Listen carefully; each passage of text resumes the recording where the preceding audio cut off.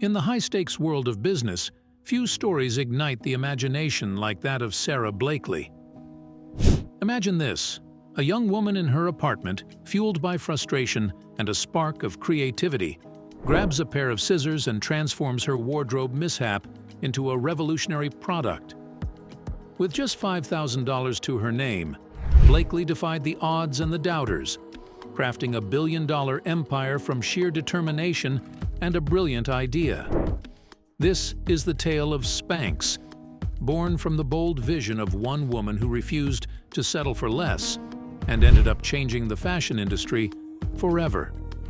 Scissors to Success. Story of Sara Blakely. Sara Blakely's journey to entrepreneurial success is marked by a lack of traditional business credentials. With no formal business background, MBA, or marketing education, Blakely started her career as a door-to-door fax machine salesperson. Her path diverged from the typical trajectory of aspiring entrepreneurs as she worked her way through She worked through the corporate world with determination and grit. What made Spanx different? Jeff Bezos, the founder of Amazon, currently holds approximately 9.56% of the company's shares. Elon Musk, the CEO of Tesla and SpaceX, holds about 13% of Tesla's shares. Mark Zuckerberg, the co-founder and CEO of Meta Platforms, formerly Facebook, has 58% of the voting power. One of the distinguishing features of Sara Blakely's entrepreneurial journey is her remarkable 100% equity ownership in her company, Spanx. She started Spanx in 1990s. Until 2021, she owned 100% equity. This unique aspect of her story highlights her independence and control over her business, setting her apart from other industry titans. Sara Blakely's net worth. As of 2024, Sara Blakely's net worth is estimated to be around $1.2 billion, establishing her as one of the wealthiest self-made women entrepreneurs in the world. The first time she accepted outside funding was in 2021 from an outside equity firm, the Blackstone. This deal happened in October 2021, which valued Spanx at $1.2 billion. Sara Blakely's innovative vision, relentless perseverance, and dedication to her brand have propelled Spanx to unprecedented success, leading to her considerable wealth accumulation. Despite her immense financial success, Blakely remains a humble and inspirational figure, continuing to inspire aspiring entrepreneurs around the globe. Sara Blakely's father, mindset games. Sara Blakely's father played a pivotal role in shaping her mindset and approach to failure, a lesson that continues to resonate deeply with aspiring entrepreneurs and individuals striving for success. His impactful gift of motivational cassette tapes instilled in Blakely the importance of embracing failure as a necessary stepping stone towards growth and achievement. One particular question he posed to her, "What did you fail at this week?" became a guiding principle in Blakely's life, encouraging her to view setbacks not as obstacles, but as opportunities for learning and development. This invaluable lesson from her father instilled in Blakely a resilience that would become the bedrock of her entrepreneurial journey, empowering her to persevere in the face of adversity and ultimately to transform her audacious dreams into reality. The Spanx formula encapsulates the core principles that propelled Sara Blakely from a humble beginning to a titan of industry. Blakely's formula for success revolves around 10 key tenets, each embodying her unwavering commitment to innovation, resilience, and perseverance. From manifesting her ideas against all odds to redefining failure as a stepping stone to growth, Blakely's approach challenges conventional wisdom and underscores the power of determination and belief in oneself.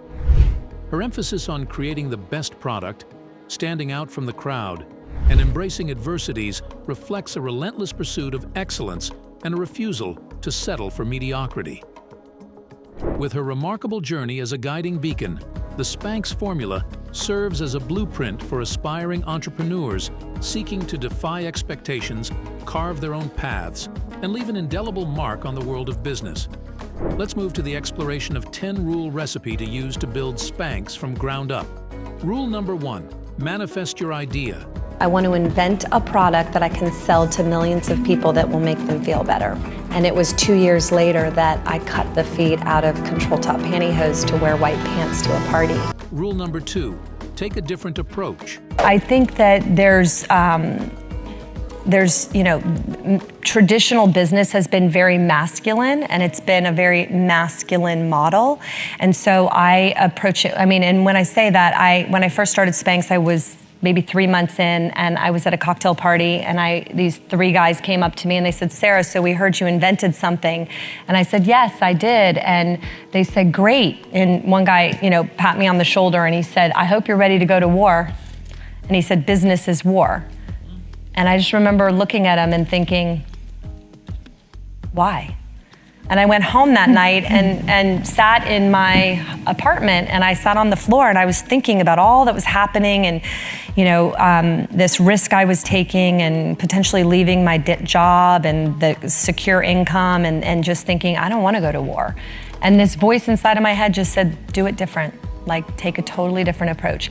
And so I have approached Spanx with very feminine principles, and there's the feminine and the masculine in all of us, and it's all super important.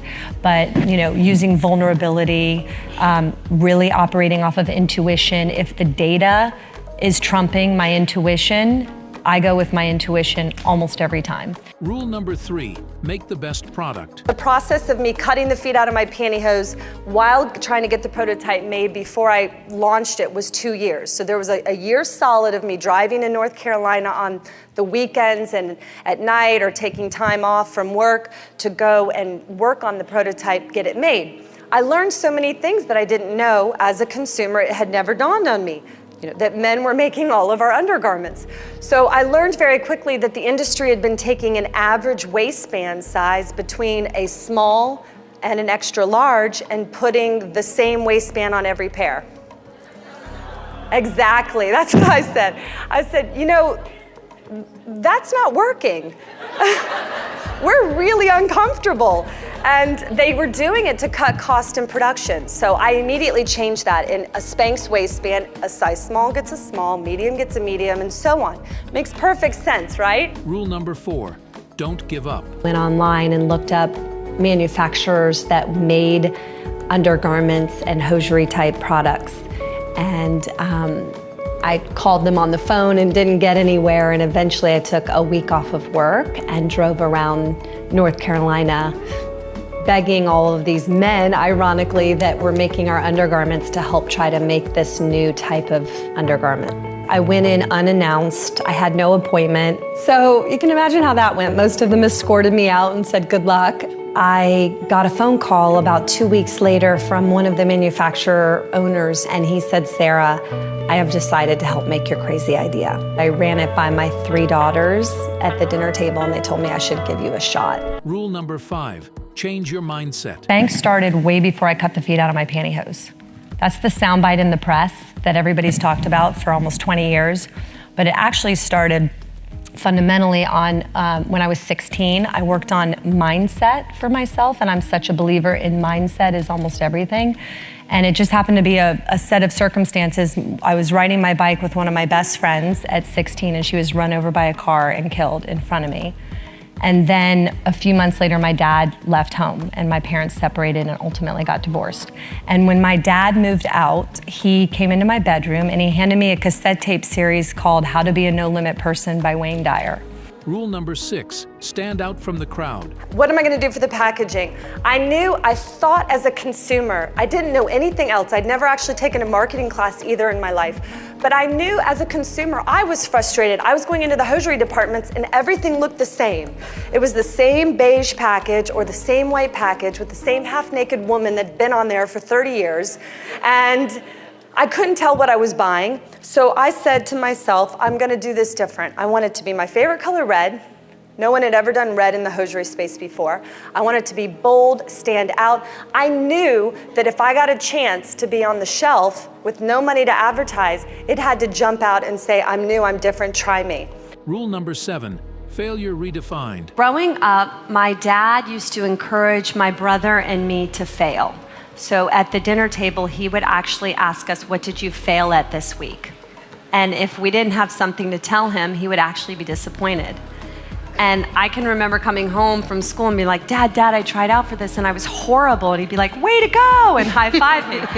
And it was such a gift what he was doing. I didn't realize it at the time, but he was redefining failure for me. And so failure became not about the outcome, but about not trying. Rule number 8, ask questions. I like to find white space. I pay attention to what are things that haven't evolved and why. You know, like there's certain things in our society that updates itself and changes and constantly, and then there's certain things that it's not. And so I'll ask myself questions all day, every day. It's just the way my brain works. Like I could even be looking at a table and be like, why is the table like that? Rule number 9, do your research. Okay, so I've written the patent, I'm submitting it. I have the prototype, I'm getting it almost perfect to where I want it to be. I gotta come up with a name. So I had been writing down on scrap pieces of paper for that entire year really bad names. In my car, on a plane, pulling off the side of the road. And finally, I narrowed down my thinking on what I wanted to name my invention by this. I recognized that the two most recognized names in the world at the time were Kodak and Coca-Cola. So I started playing with them in my mind. Why are they the two most recognized names in the world? What do they have in common? And they both have a significant K sound to them. And I actually had read that the man who started Kodak liked the K sound so much that he put the K in the beginning and the end of the word and started playing with letters in the alphabet to come up with the word Kodak. I also knew that Coca-Cola had such a strong case presence to it. And I have a bunch of friends that are stand-up comedians, and it's just this weird trade secret among comedians that the K sound will make your audience laugh. So it was determined. For good luck, my invention was gonna have the K sound in it. Rule number 10, embrace adversities. Hurdles for me as a woman in business were also my greatest strengths, and that was being underestimated. Many times in the journey, being underestimated made it harder for me to get the men in the manufacturing plants to take my ideas seriously or to even give me a chance. But it was also a real competitive advantage for me growing the company. I continue to really embrace the being underestimated as a woman. And Sara Blakely's remarkable journey from an aspiring entrepreneur with a mere $5,000 investment to a self-made billionaire serves as an enduring source of motivation and inspiration for entrepreneurs worldwide. Forged in the crucible of adversity, unveiling Sara Blakely's father's profound influence on her mindset. How does a parent's resilience shape the path of their child's success? What lessons can we draw from Sara Blakely's journey about overcoming failure and embracing setbacks?